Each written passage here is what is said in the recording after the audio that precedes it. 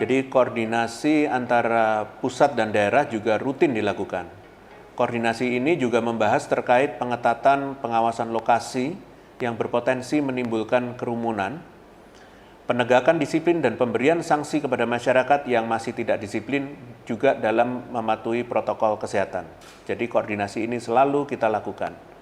Kami mohon agar pemerintah daerah juga bisa mencegah dan menindak tegas pelanggaran-pelanggaran protokol kesehatan.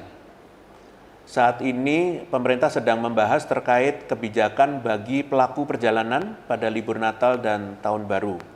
Kebijakan yang saat ini sedang dibahas meliputi persyaratan berupa testing yang harus dilakukan oleh pelaku perjalanan dalam rangka screening.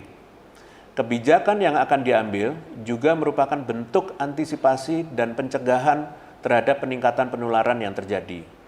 Saya meminta kepada masyarakat untuk mematuhi seluruh peraturan dan persyaratan yang berlaku terkait perjalanan di tengah pandemi sehingga penularan betul-betul dapat dicegah. Terima kasih.